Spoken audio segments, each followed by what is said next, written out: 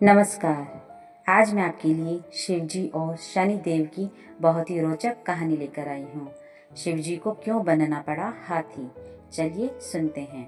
शनिदेव की कुदृष्टि से आज तक कोई नहीं बच पाया है, यहाँ तक कि कोई देव भी नहीं। एक बार की बात है जब शनिदेव भगवान शंकर के धाम पहुँचे। शनिदेव ने शिवजी को प्रणाम किया और क्षमा के साथ कहा कि मैं आपकी राशि में प्रवेश करने वाला हूँ। शनिदेव की बात सुनकर भगवान शंकर बोले कि आप कितने समय तक अपनी वक्र दृष्टि मुझ पर रखेंगे। शनिदेव शंकर जी से बोले, हे प्रभु, कल सवा प्रहर के लिए आप पर मेरी वक्र दृष्टि रहेगी। शनिदेव की बात सुनकर भगवान शंकर चिंतित हो गए और शनिदेव की वक्र दृष्टि से बचने के लिए उपाय सोचने लगे। शनिदेव की दृष्टि से बचने के लिए अगले दिन भगवान शंकर पृथ्वी पर आए। उन्होंने वक्र दृष्टि से बचने के लिए एक हाथी का रूप धारण कर लिया, जिसके बाद भगवान शंकर को हाथी के रूप में सवा प्रहर तक का समय व्यतीत करना पड़ा।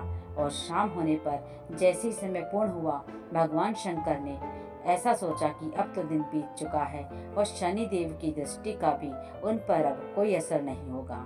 इसके उपरांत भगवान शंकर पुनः कैलाश लौट आए।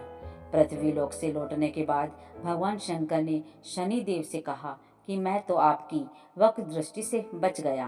भगवान शिव की बात सुनकर शनिदेव मुस्कुराए और बोले कि मेरी वक्र दृष्टि से ना तो कोई देव बच सकते हैं और ना ही दानव, यहाँ तक कि आप भी मेरी वक्र दृष्टि से बच नहीं पाए।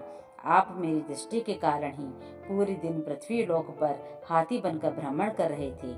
शनिदेव की बात सुनकर महादेव खुश हुए और आश्चर्यचकित रह गए। इस पर शनिदेव ने कहा, मेरी दृष्टि के कारण आपको सवा प्रहर के लिए देव योनि को छोड़कर पशु योनि में जाना पड़ा। इस प्रकार मेरी वक्र दृष्टि आप पर पड़ गई और आप इसके पात्र भी बन गए। शनिदेव की बात सुनने के बाद शिवजी को शनिदेव और प्यारे लगने लगे। तो भक्तों, यह थी शिवजी और शनिदेव की कहानी।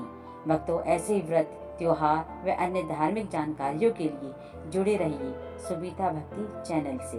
धन्यवाद।